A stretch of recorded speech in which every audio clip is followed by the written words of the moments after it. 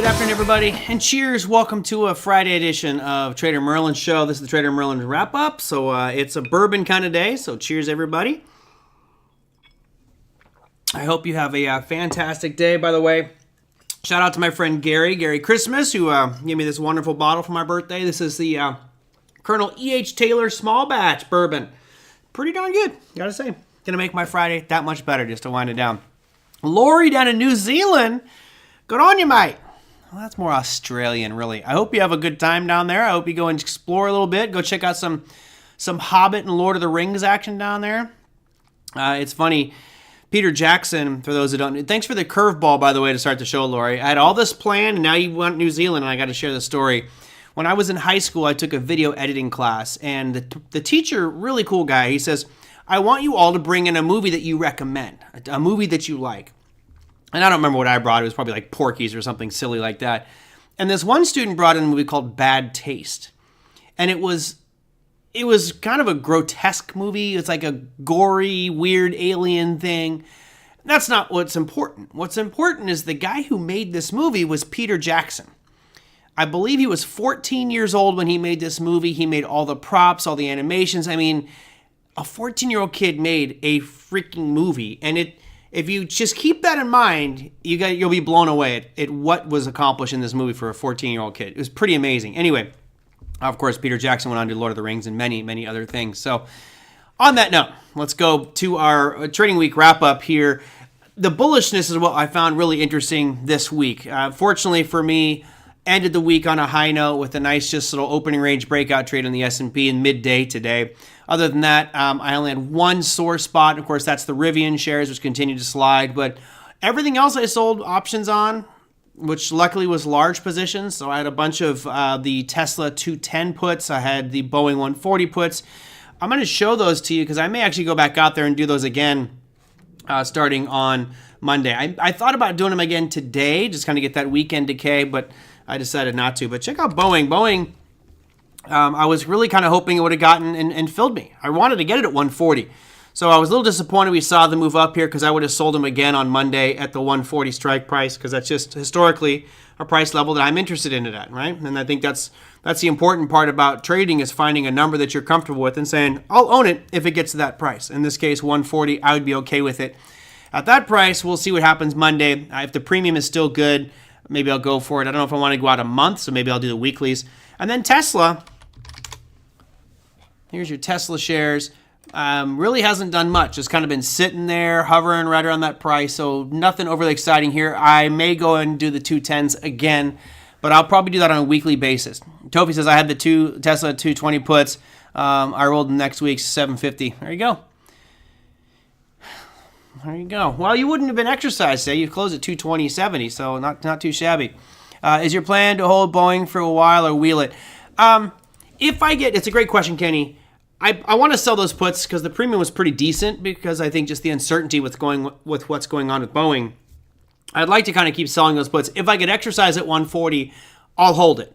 Now, that said, I typically, when I get positions assigned to me, I'll sell calls against it, but I don't go that close. I try to go a little further out where I don't think it's going to be taken away from me, and I'm just getting that extra 1% or maybe even 0.5% per month on that bad boy. So the goal would be to hold it longer term. I do think Boeing's going to get bailed out and everything. They'll come out smelling like roses and everything will be fine, and then they'll see them rally back up. Not saying you get to those all-time highs, but here's your Boeing. If you bought Boeing at 140 and it made it to 180, you're a pretty happy camper.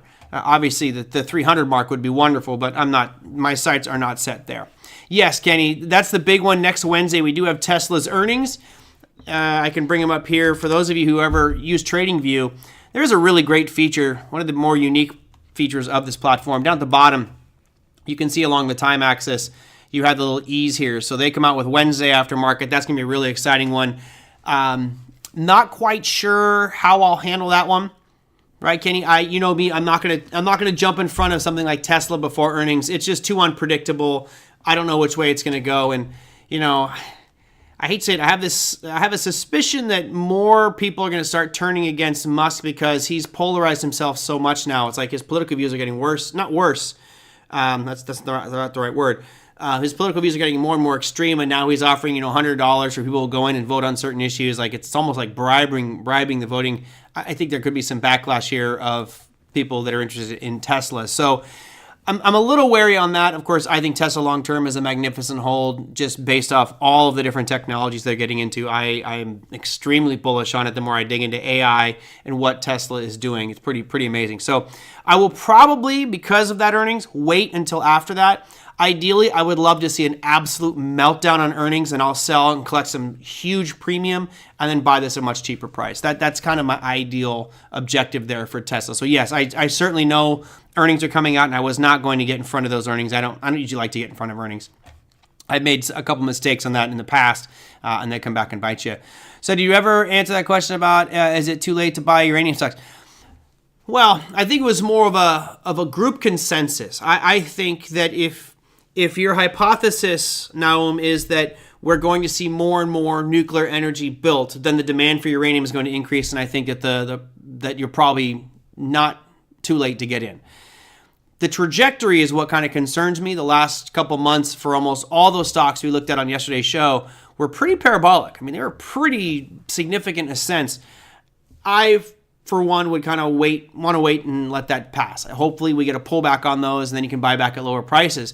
But that's always the risk, is it? You can be cautious, like I'm planning on being, waiting for a pullback, buy at a discount, or all of a sudden that train has already left and there's no turning back on that train. And that's just something that you have to weigh. Do I really want it? Do I take the risk of it selling off on me? Or do I kind of want it and I'll wait for it to sell off, right? It's always that risk. I may never get those shares at the price I want, unfortunately. Hey, Big Eb. Good to see you. Happy Friday. So let's dive into a couple other things. As we go forward, I think this topic's going to be much more of a debate amongst both presidential candidates. I know it already has been, but it's this deficit problem. I think today, if I'm not mistaken, we crossed $1.833 trillion deficit so far in 2024, which is at this point the third worst deficit record in history, behind 2020 and 2021. Well, in 2022, we seem to have fixed that, and all of a sudden, back to 2023, we're back to spending more and more and more. I'm of the belief, as some of my guests are, that this is an unsustainable approach. And I mentioned yesterday the DOGE, right, the Department of Government Efficiency, that if Trump wins, he says Elon Musk will head up that department. That may be a great piece at fixing this, but right now, I think that this story has to be getting more and more attention because we just cannot keep spending like this. I always try to draw parallels with people who don't understand the significance of this. Of course, you guys all understand it, but I'm just testing out my theories here. It's almost like you have that family friend who buys the most extravagant gifts and drives the most flashy cars, and every time you see him, you're just expected to be rained on with money and gifts and just everything, right? You don't realize that that's all just being borrowed and borrowed and borrowed, and he's deeper and deeper into the hole, and at a certain point, that has to stop. You cannot continue to do that. Now, with the government, it's a bit different, right? They can just keep printing more and more money, but ultimately the one who suffers is you and I, because when it all comes crashing down, we're the ones left holding the bag. So when I see situations like this that I feel are going to persist and get worse and worse and worse, I think the most prudent thing for all of us to do is not to freak out so much, but to start preparing yourself and building up your assets, building up resources, and kind of protecting yourself should this start to get worse and worse and worse. Next week, we've got a very interesting thing happening. We have the BRICS countries, which of course is Brazil, Russia, India, China, and South Africa. Plus, you've got 5 other new members. Then you got Libya, Iran, UAE. You've got other countries that have joined that. And there's this talk track about them potentially creating their own currency to compete with the US dollar. And if that were to happen, that will create even more problems for our deficit in our current situation. So this house of cards, which has been building as long as I have been alive, and I'm sure some of you are much older than me, you've seen this building and building as well. And I could bring up chart after chart after chart that all of us would look at and go, damn, oh man, that is bad. And at some point, it will catch up with us. There's just no way around it. other than fixing the problem. And I don't see that happening unless you get somebody like an Elon Musk. I think it'd probably be my number one candidate to go in there and gut it. But remember, I mentioned this before. If we gut, let's say, 50% of government jobs, he cut 80% of Twitter employees, and the company's doing better than it was. Granted, less advertising dollars. If we got, so let's say, just a smaller number, like 25% of government jobs, that's a lot of unemployed people. And again, I think there'll be problems because of that too. So keep your eye on the deficit thing. I'm sure it's always an ever-present topic for us. The other piece here was the housing data. Now, we have next week 3 major pieces of housing data coming out, which I think are more important than the ones that happened this week. But I'll bring up some of the ones here just so we can take a quick peek at what happened this week with regards to housing data. First one, you have the NAHB Housing Market Index, which you want to see it above 50. And again, it's still going slower. And I mean, it's pretty weak. It is not looking that great on the NAHB Housing Market Index. Again, above 50 is where you want to see it. And when I zoom out here, you can see that for the most part, we were above it from 2023 all the way until 2022. And then starts to fall apart. Other housing data that came out today, or actually today, was this building permits. Now, the building permits numbers were disappointing. They expected it to be 1.45 million. That's a drop of 0.02 million, so 20,000 less. We came out at 40,000 less. Now, is that really bad? Well, if you look at the chart here, I don't know. I don't think it's that bad. It's certainly declining, but we've been right around this 1.5 million, building permits a month for quite some time, and that seems to be relatively normal. Or relatively elevated, actually. If we go back into, let's say, the year 2000, we were well above that in the roaring 2000s, but came crashing back down here in 2006, 7, 8, and kind of flatlined right around 500,000. So all in all, even though the numbers look bad, it's holding. I would say if we get below 1.25, then that's when things might start to look a little bit perilous, because that trend has been broken and things start to move lower and lower and lower. What did I see here? Let's go Dodgers. No, let's go Mets. Let's go and fill in anybody who plays the Dodgers. The Dodgers. Go and buy yourself a baseball team. Buy all your players. A bunch of thugs. Come on. Dodgers. Goodness gracious. Oh, come on, Mets, please. There's few things I enjoy more in baseball than the playoffs. And more importantly, watching the Dodgers absolutely choke in the playoffs it's so rewarding. It brings joy to my heart. Sorry, I'm going to get Oliver all riled up over here. Anyway, good luck to whomever wins. I hope it's a good... What I don't like are these blowouts we've had, right? Let's make it a close game. These blowouts one way or the other is just no good. No bueno. And I think I had one other piece that was... the housing starts right here. Right, your housing starts... This is a little more concerning. Of course, going into summertime, housing starts usually drop, but we have seen a pretty clear downtrend on housing starts that started back in January of 2022.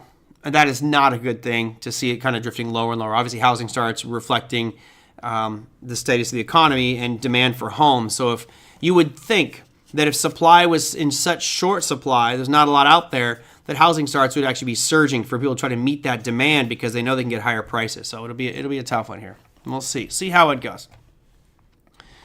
Tough day with the trade year outages. I did not know trade year outages today. Ugh. Oh, I didn't hear about that one. Yeah, definitely. I'm a fan of the underdogs. So give me the Mets, who haven't been there in forever. I remember being younger and watching Billy Buckner squab that one between his legs at first base, which is one of the worst errors in the history of baseball, I think. And then, Cleveland. I mean, come on, they're playing the Yankees. You see the Yankees versus the Dodgers. Okay, blah, blah, blah. Been there before. Who cares? Move on. Give us some fresh blood out there. That's what I want to see. All right. And then the last part here before I dive into overall markets and open up to whatever questions you guys want to discuss is this gold surge. I don't think anything is really out of the ordinary. I mean, we've been talking about how powerful gold has been, how the trend has been really, really strong, and just buy the pullbacks on gold. That's been the talk track on this program for quite some time now. And here you have, that's BTC. Let's go to gold. It's a way better chart. this is about as good as you get. I mean, we've had a week for gold that's one of those ones you want to remember. Everyday green and just been nice big green. Oops, there we go. Nice big green candles on gold. Fantastic. For the week, let's just go from where we started to where we finished. You're looking at a 2.42% move up in gold for the week. Now, that certainly is nothing compared to what you see with something like Bitcoin or some of these high-flying stocks, but that's still impressive, right? Still a great run. And going from the lows we saw back here in 2023, it's not that long ago. Gold was down at $1,600. This has been a pretty darn good move, and I don't see it stopping right now. I just feel like this trend is going to continue. 68% increase in the last 504 days. So, fantastic. Yeah, I know. I was a little bit slow on the charts there. Sorry. It's the whiskey. I'm going to blame Colonel Taylor on that one. It's Taylor's fault. But this has been absolutely fantastic. I had a couple messages. People asked me what should they do with their gold. I don't know. I'm not a financial advisor. I mean, if it's me, I'm holding my gold. I do own gold, but I don't own gold ETFs, so they're not as liquid. I own spot gold. I have gold coins. And with a chart like that, I don't think I would be selling either way. I plan on holding those coins anyway until I need them for an emergency. So I'm not going to sell either way my gold. But if you're long, you got to look at these charts and say, okay, well, where is it going to go to, right? Where is it going to hit that would be a target for me to get out of? And that's the problem. Because I zoom back here. Here's your all-time chart. Well, not all time, but going back into the 70s. This goes all the way back into 1975. We're just screaming to the upside. And we talked about this ascending triangle breakout. We've got that following through. I mean, all of this looks absolutely fantastic. Oliver says, I've got gold chains. From your rapper days, we're going to call you Big O. What a Big O-Dub? O-Dub 2? Everybody got gold chains. The question is, how pure is that gold? That's why I like gold coins, because they're rated, and I trust the auditing process of gold coins. Gold chains you buy from a market or something. I don't know if I trust all that. So yeah, I'm still bullish and very bullish on commodities, particularly with gold. Silver also phenomenal day. I mean, we're up 6% today alone on silver, up to $30.64. Absolutely fantastic. Now, this is a slightly different picture than what we saw with gold, because if I zoom out here, you're not anywhere near your all-time highs, right? And I don't even have the 70s. I think that there's some prices from the 70s that got pretty lofty, but you've got high prices that go back into 2011 that were right around that $50 mark, just shy of $50. So pretty impressive. The bottom line is, though, what's that trend saying? This is a weekly time frame, and it's just been up and up and up and up. The daily says the same thing. Biggest regret is I got out of my 16,000 shares of SLV, taken away on some call options. So it will happen. Unfortunately, I didn't get a bulk of this move, which is just driving me nuts, but it is what it is. Not going to worry about it. We'll move on to the next trade. Okay. So let's go into our top 7 here, or top 8 for the day. A little quick analysis for the week, and then we'll move on from there. And then I'll go by whatever questions you guys have. I didn't realize we had that many baseball fans in here. A lot of sports fans. All right, good. Hope it'll be a good last couple games. Okay. Our final last place finisher for the week was that US 10-year. Yield was down 0.2% on the day, but what I'm looking at is what's been happening over the last 2 weeks. I mentioned this when we had it with gold. There were a couple other stocks recently where we talk about price breaking back out above a level, a breakout trade, which we had here on October 7th. We had a nice little breakout trade. Typically what happens on a breakout is you'll get a couple days of upside move. In this case, you had like 5 days. Then it comes back and retests, which it did on October 16th, and now it starts to move. This is the breaking point for the 10-year yield. Now, of course, there's much more external factors driving this than just this price chart. But based off of history, price patterns tend to do this. They'll break out, retest, and then the real test is, do we get above the most recent high? Now, for this chart, for anybody here who's looking and trading bond products, you're looking at a 4.14. You get above 4.14% on this, I think you're going to go straight up to this next stopping point, which is about 4.3. And main reason is, for whatever reason, attitude has shifted, momentum has shifted, and now all of a sudden we're seeing trend move back up. Now, I know Big Eb's out there going, you're crazy, Merlin. I'll bet you another beer. We're back down below 4% in no time. I don't know if I'll take that bet because I keep losing with Big Eb. But this looks actually rather bullish right now, and I want to get Bill Addis back on to talk about some of the recent bond auctions to see how those are performing and kind of what the supply numbers look like, right? Bill was talking about how we're having record amounts of 10 years needing to be sold to cover this record deficit and debt payment interest payments. If that's the case, you've got a simple math equation. You're selling a lot more, so if you're going to get those yields to stay at the same price, you have to have demand increase proportionally. Well, is it? Right? Is demand increasing proportionally? I don't know. And I want to talk to Bill Addis about that one, because right now you got the short end of the yield curve is pretty predictably coming down. The long end of the yield curve should, based off of historical norms of a normal yield curve, start to move to the upside, and that would reflect the feeling that demand is going to slow down for these bonds, and they're going to have to offer a higher yield. So we shall see which way that goes. From a yield curve perspective, we do want to see this 10-year continue to move to the upside. So right now it's a very interesting moment in time, at least with this past couple weeks, because we broke out, retested, and now the question is, does it have the momentum to break through that 4.14 mark and head even higher? Russell 2000, which is the one that, again, I was saying if we get a weakening dollar and lowered rates, this would be great for Russell 2000. Well, we had a pullback the last couple days, but all in all, it was a very nice week for the Russell 2000. Really, Monday and Wednesday were just phenomenal days for it. From the big picture perspective, though, zoom out here a hair, right? We are creeping up, uptrend, higher highs, higher lows, moving great. However, we are staring at that all-time high, which goes back to right around November 4th of 2021. And that high being right around 24.24. Merlin, I heard that the next Fed meeting, they want to pause and not another 25 basis points. Is that true? I'll be honest, I don't know. Is it true? I didn't hear that. What I like to look at is that Fed funds futures, because that's where these people are putting their money on their money where their mouth is. So let's see, where did I have that one? I moved my toolbar all around, so all of a sudden my buttons are different. But let's scroll down here and just see what the money's saying for the November 7th meeting. So right now there's a 99% chance of a 25 basis point cut and just an ever so slight chance, Oliver, of a 50 basis point cut. I don't see a 50. I see a 25. Just because if you started the floodgate with a 50, here's what you don't do. You don't just out of nowhere cut 50 basis points and then do nothing, right? If anything, you're going to go 25s, 25s, 25s, 25s, and you keep doing it in 25 basis point increments. That's the right thing to do.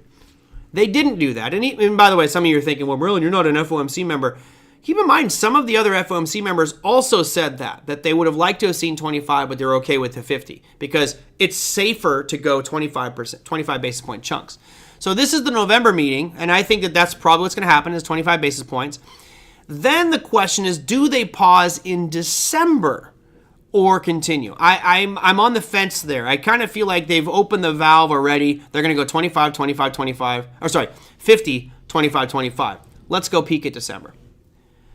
December right now has, so everything has changed, folks. It's looking like the markets are pricing in 25 and 25. Now, the reason that this is so interesting is, you might remember, I think it was a month and a half ago, we had the same discussion, and they were expecting there to be like a 1.5%, it was a 1.5% cut by the end of the year. And we're not getting that, right? We might get a total of 1. But that's 50 basis points, which is now evaporated from the probability scale. So we've seen that pendulum go really extreme from one side and now kind of swing into the other. Is it out of line? Let me do a poll here. I'm curious what you guys think. Let's do this. Is it crazy to think the Fed will pause rate cuts at the next meeting? All right, so here you go. Yes or no? Simple question. There is no right answer, guys, just for fun and for engagement. Is it crazy to think that the Fed will pause rate cuts at the next meeting? Crazy, a very subjective term there. But right now the money is pricing in 2 25 basis point cuts. One in November, one in December. But notice in the December, there's actually the possibility of a 23.9% chance that there is no change. So that means only one rate cut of 25 basis points by the end of the year. And that is a very real possibility. I hate to say it, but I'm agreeing with the statistics here. I think that this is, if I had to give a probability, I would say we're probably going to get 75% chance of 25 basis point cut at each meeting, and only like a 25% chance of one cut by the end of the year. There's no way I think we're going to get more than that, unless we see something absolutely dramatic with the economic data, and I just haven't seen anything that looks that horrific, right? Honestly, the economic data does not look that bad at all. Fed wants to surprise us, 2 times 25 basis points cut. Here's one of the main reasons I think that they're going to continue to cut. The U.S. benefits from having a weak dollar. And the weaker that dollar is, the cheaper dollars we're paying back the service on this debt that we owe. And I think that helps. So, yeah, I it's good. It's data dependent. Yes, right, Big Ed. That's our main. If I look at Jerome, data dependent Powell, right? They were going to put that on his name on the conferences, but they couldn't fit in data dependent on the whole line. But yeah, Jerome, data dependent Powell. All right. So again, next week we've got existing home sales and pending home sales, which I think are going to be very important for the housing market. So I think, I definitely want to keep an eye on this, particularly because of the heavy weightings we see for core PCE numbers as well as for the CPI number on housing. It's the largest component for both of those indexes. So I'm curious to see how this all pans out. Again, we have big data happening next week with regards to both of those markets. All right, back to our charts here so I can wrap up the show. I'm not even not going to be a half-hour show today, but we might be shorter than normal. Your NASDAQ. God, these charts are just so delicious to the upside. I mean, everything is just higher highs, higher lows. It's the beauty of an uptrend. Now, if you're watching the NASDAQ, keep your eye on that 20,900 mark. Right, that's our next major milestone. It's kind of a round number. 21,000 is actually the round one right around the corner. But you're making higher highs and higher lows. At this point, things look great. I will say that from a technical observation, while it is making higher highs and higher lows, the up moves aren't as extreme in this most recent rally. You notice that the move that happened from August 7th up until August 20th, nice, big, ballistic green candles. Same thing on the move that started on September 7th through September 19th, big green candles. What happened in this most recent rally from October 2nd to, let's call it the 14th, yeah, it was up, but it was really kind of choppy. Reds and greens kind of intermittent, big ones on both. It feels like there's a different sentiment in this most recent rally. So I'm not saying it's done, but it does feel like it's weakening a little bit, even though we are in an uptrend. We already talked about gold at all-time highs. Today, I feel like I'm repeating myself or going crazy. I'm taking crazy pills here. Your S&P, another bullish week. Look at the weekly time frame of the S&P.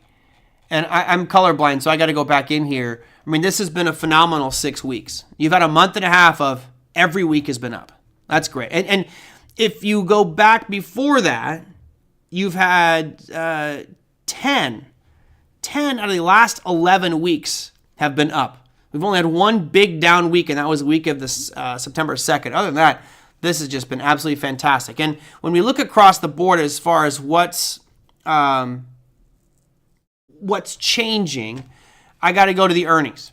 And I'll look at some of the earnings that happened this week real quickly for you.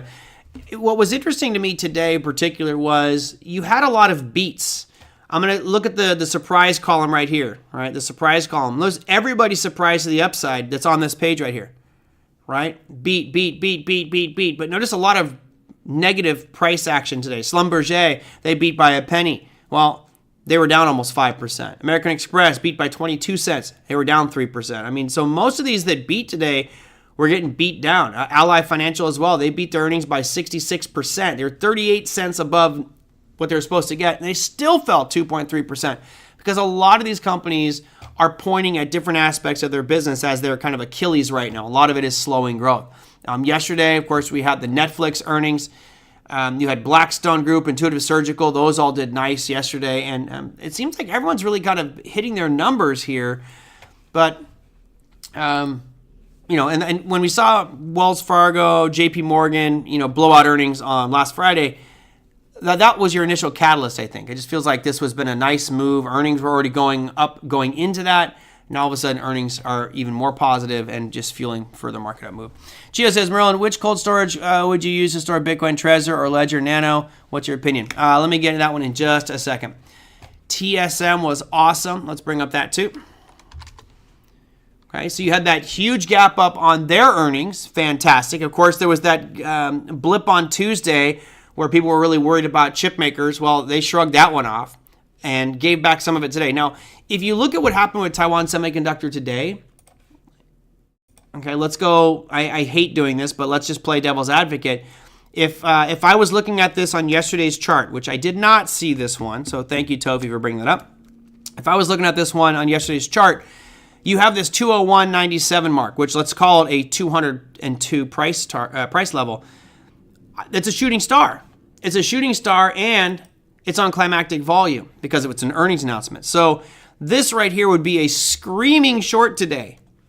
You just have to wait for it to open up above 202 and sell below it. And notice today you did get that follow through. The question now becomes, does this continue to go all the way back down and close this gap? It very well could. So even though TSM is just this juggernaut behemoth in the semiconductor space, I'm looking at it as a potential short here to keep on moving to the south side. So for those of you who are bullish on this one, be careful. That's a big gap fill, and you're getting follow through after a climactic volume shooting star. It's like a perfect storm for me. Let's see. Let's do a dollar index. I got 3 more to do, and then we'll wrap it up. Your Dixie. You have a bearish engulfing formation today. It doesn't really coincide with any supply zone, which is interesting, but about time this thing has a little bit of a breather. I mean, my goodness, this has just been a monster run out there for the dollar index. So bearish engulfing formation today, that typically leads to more downside movement, which would be bullish for your equity markets, which of course is already at all-time highs. Crude oil, another 2.8% slide. We've come right back down to those lows. Now, the question that we asked the other day was, are we going to get all the way back down to these lows, right? That trend line across the top still feels like it's in place. We thought about the conflict with the Middle East and Iran, and now, of course, with the death of the Hamas leader. Does that cause another spike up and surge? Very well could, but the downtrend line is still being respected at this moment in time. Granted, next week there may be some volatility here due to some of the BRICS country conversations as well.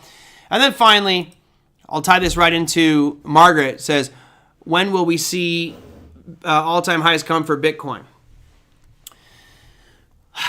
As far as a date, Margaret, I don't know if I could give you a date, but let's put a line right across the all-time high for Bitcoin. All right, let me zoom in here just to make sure I'm totally locked in on that high. It's hard sometimes to do the snap. So according to the futures market, it's 74,415. Now, when are we going to be at that all-time high? Actually, let me see the poll here. I just want to see the poll here real quick. I'm going to end this poll because I may do another poll. All right, so is it crazy to think that the Fed will pause rate cuts at the next meeting? And you guys are fairly split. 59% said no, not crazy at all. 40% said yeah. I don't think they're going to pause at this meeting. They'll do 25. They may pause in December. Because you don't cut 50 and then go quiet and then do it again. You start aggressive with 50, you do a 25, and then you say, okay, now we've done a drastic chunk. We'll see, but who knows? I've been wrong before, right? Okay. You guys tell me. I'm just curious what you think. Today is October 21st. I know we have some people in here who could care less about Bitcoin. Others of us are fairly closely watching it. Put your date in as to when you think that Bitcoin will be crossing the all-time high levels. I have my idea, right? By the way, these goalposts here represent the 6 months after the halving. So the first one represents the halving day. The second one represents the 6 month after. And the reason I mark that out is historically, Bitcoin goes sideways for 6 months after the halving. And as of Sunday, it will be exactly 6 months. Well, let's see. It could as early as mid next week. I think that might be a little soon. I'm kind of with Oliver. I think it's going to be the first or second week of November. I'll put a vertical line where I'm just going to move these lines. It don't matter anymore. I think we're looking somewhere like by this line. I know it seems insane, but by this line, that'd be the Monday. Let's give me it to the Wednesday, November 13th. Chio says after Thanksgiving. I think you're probably, Mamon, let's just say cross. Not close above, just cross it. Just a tail above it, right? Just a little bit of a blip above it. I think we'll see it by that vertical line there. I'll leave it there. I did look at the momentum going on right now, guys.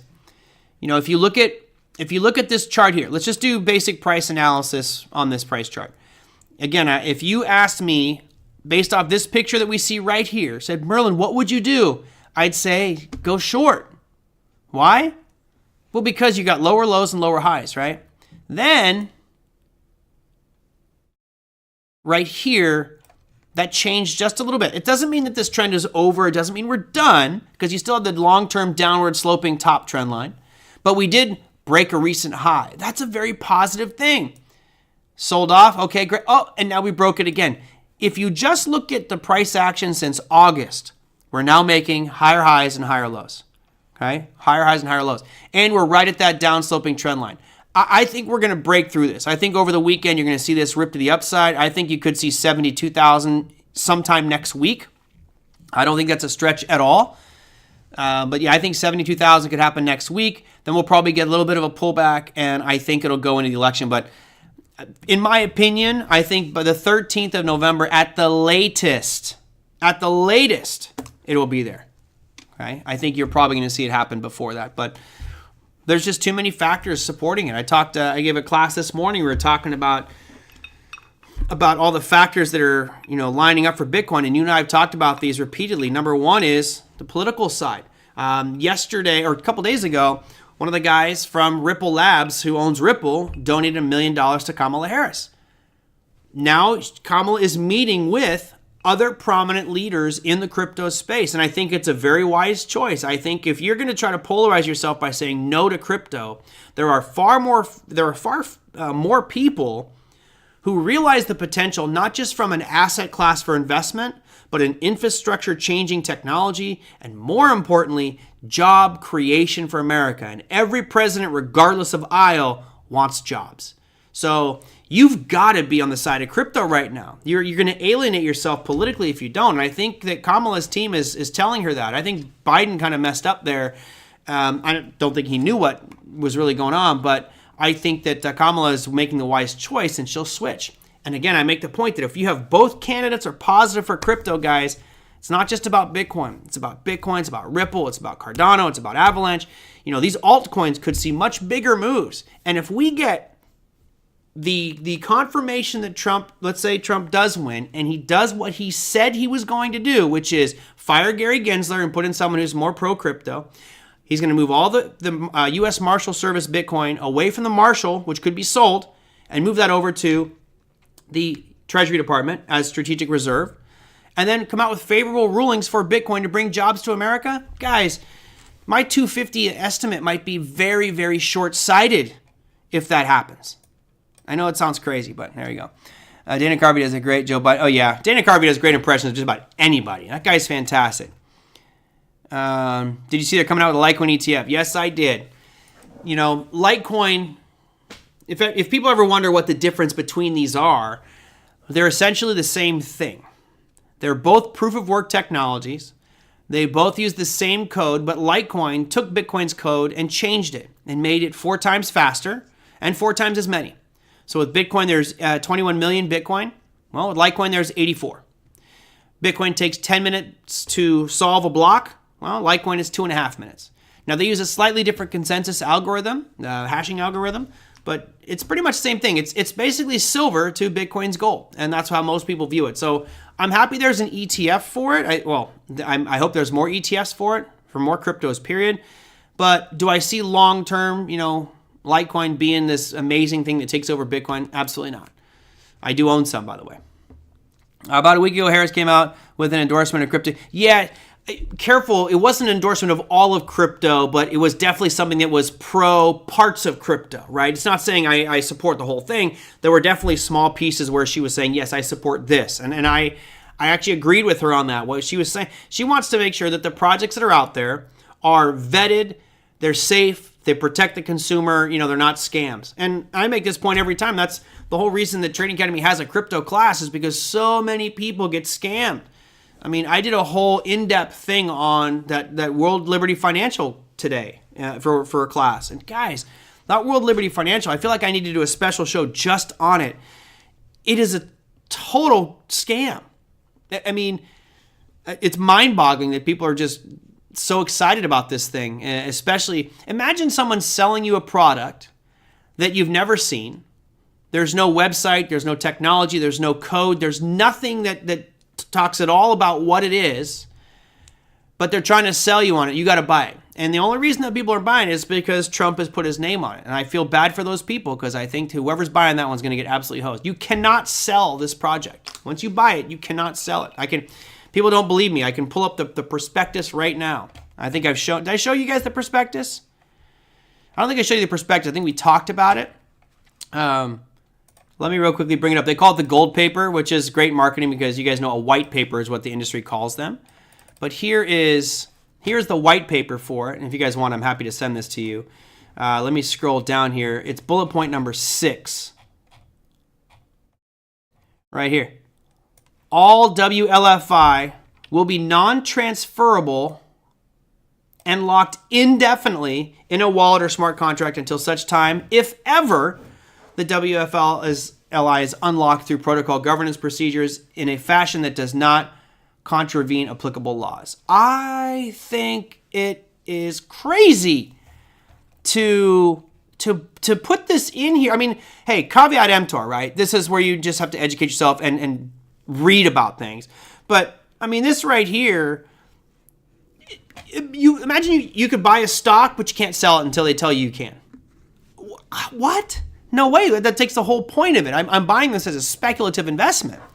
And the other side of it is you've got 100 billion of these tokens, and they are 22.5% of all the tokens are Donald Trump's. He gets those right away. And also in here, there's when you make the transaction to buy it, you're agreeing to the legally binding documentation, legally binding wordage, which says no matter what happens, if this is the biggest rug pull heist of the century, you cannot sue Donald Trump or any of his family. It's in there. It's crazy. Yeah, Margaret, like a 50-year certificate of deposit. Margaret, at least with a 50-year certificate of deposit, I know what I'm getting. I'm depositing my money. I'm getting X amount of rate of return for 50 years. I would gladly buy a 50-year CD than put 1 penny in this because it does not say, it says at our discretion. See, what will happen is that your tokens for this allow you to vote. So you get to vote on when you can unlock it. But if you look at the distribution, there's 35% are available to the public. So if you bought, a bunch of these, it doesn't matter. Your vote doesn't mean squat. It's all the people on the inside who will be the ones that get to make money off this. It's really terrible. Terrible. Sheena says, Beard, what is your Halloween costume? I can't tell you, Sheena. You may have to see it. I actually have 2 costumes, depending on how the evening goes. I may swap out my costume into a second one. But yeah, this actually is part of my costume. Thank you for noticing. Ricardo says, sounds like theft. Well, Ricardo, this is the challenge. Crypto is an unregulated industry. So this could very well end up being theft, but what are the laws surrounding it? I mean, who's to define that this is theft or not? So I encourage all of you guys, please stay away from it. It's really, I'm going to feel horrible because I know some people bought into this. And I get it. I understand you want to be a supporter of Trump if that's who you want to support. I get that. You're better off sending money directly to his campaign. This is only going to make him wealthy with money that disappears, and you'll get nothing out of it. You get nothing out of it. Remember, this is supposed to be building the biggest and best financial portal in the world for swapping, lending, borrowing. It's supposed to be the best. That's what it says. Yet when you look at this, guys, this is their white paper. There's nothing in here. All it is, they're really using Trump. I think he's being used in this. Unfortunately, he's not that stupid of a person. I think he understands what's going on. But when you look through this, there's no screenshots. There's nothing that tells you what you're getting. It's going to be the world's best financial protocol with liquidity pools. You can supply stablecoins to generate yields. You could borrow funds.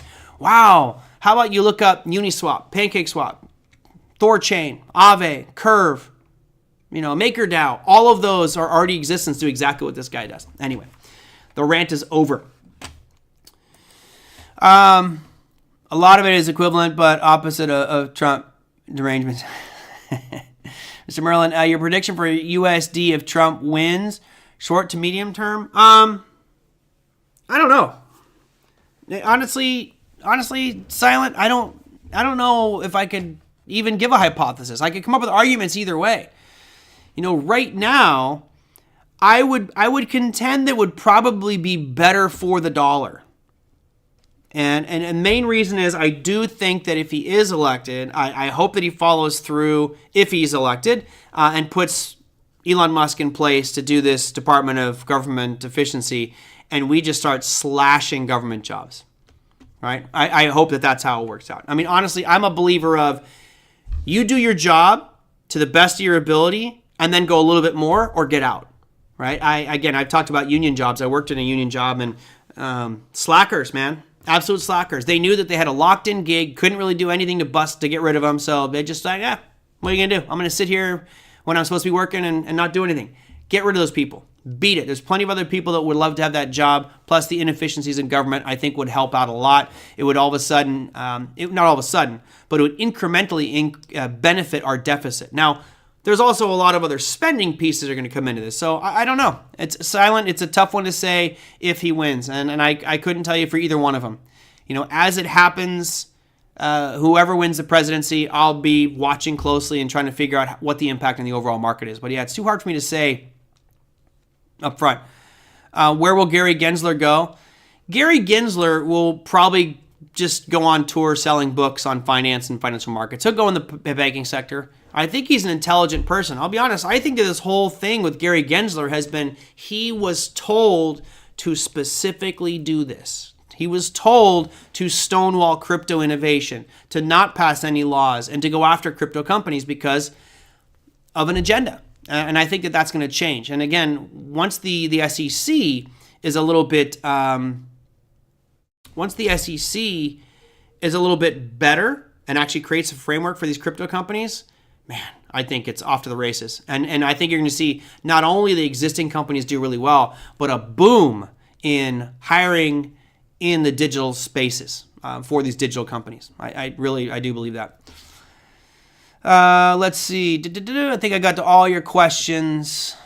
Yep, I got to everything. All right, let me go into what's happening on Monday, which is really not much. There's really not much happening on Monday on the earnings front or economic calendar, but I'm going to bring up the calendars for you anyway. Here is what's happening for Monday the 21st. You can see for the U.S., you just got a couple FOMC members speaking, and then on the earnings calendar, I'll just bring up, I used to take the time and take these screenshots out, but this is at Zacks.com. You can do it all yourself. You've got Nucor is one of the bigger ones in SAP. Other than that, not a lot of other major names from a market cap perspective, at least not domestic. So you got SAP, Nucor are some of the big names that are coming out. All right. I thought I'd be like a 30-minute show today. Didn't happen. Came out at 48. We'll probably end up at 50. So cheers, everybody. I hope that you had a great trading week. I'll let you know what happens on Monday with regards to some of the new option positions I'll put on. It's been phenomenal. Only one bad one, which is Rivian, and I'm still okay with Rivian. I'll sell calls against it next week, even though the premium's not going to be that high. I will still sell calls against it, constantly lowering my cost basis down on that one. And when it does move to the upside, end up being a nice overall rate of return. I haven't done it yet, but I was planning on building out a spreadsheet that will follow this whole Rivian trade, because right now it seems like, oh, it's underwater. But ultimately, based off the option premium I'm collecting and time, I'll end up having a very nice winner on this. Day trade today was just S&P on an opening range breakout.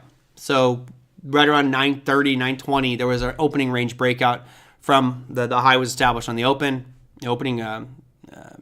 15 minutes, and just simple short. It wasn't a big trade. It wasn't like a big mover. I got like 4 points out of it, so it was fine. Chio, your question was... I'm scrolling back up here, Chio. Hold on. Where is it? Chio, Merlin, which cold storage would you use to store Bitcoin, Trezor or Ledger, Nano? What's your opinion? So I use a Ledger. I've had Nano Ledgers since I got into crypto. So from that sense, I have a loyalty to Ledger. I think that they're fine, they're simple, they're easy. Here's the thing. If you have a Trezor, you have a technology that is closed source code. That's dangerous because hackers could get in there, find exploits, and exploit it.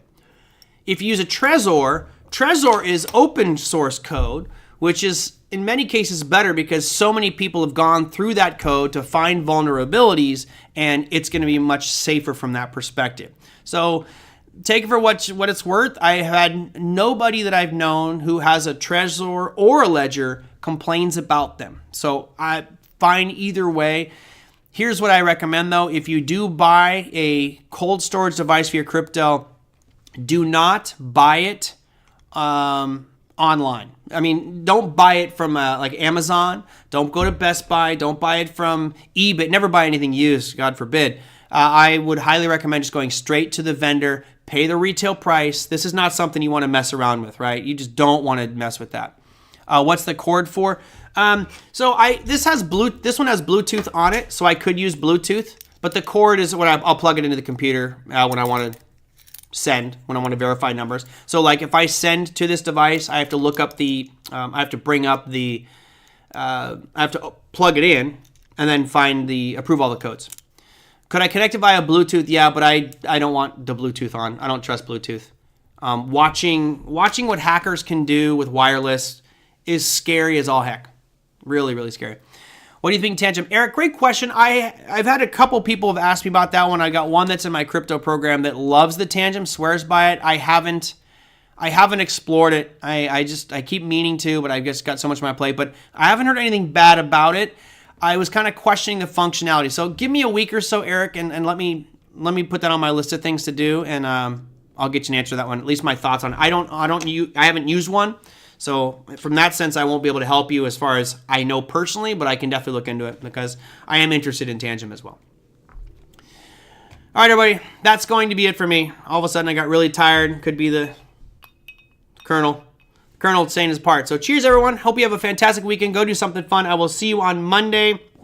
It's Monday the 21st next week. Oh, yes, getting into the tail end of October, getting ready for Halloween. I know some of you said, could you show me your decorations? I will, but I want to wait till I get the hallway set up. The hallway I don't set up until probably Saturday. So maybe by the 28th, I will show you the full thing in action with fog and all that good stuff. It'll be a crazy one. All right, cheers, everyone. Have a great weekend. I'll see you on Monday. And email me if you got any questions or comments or things you want me to show you.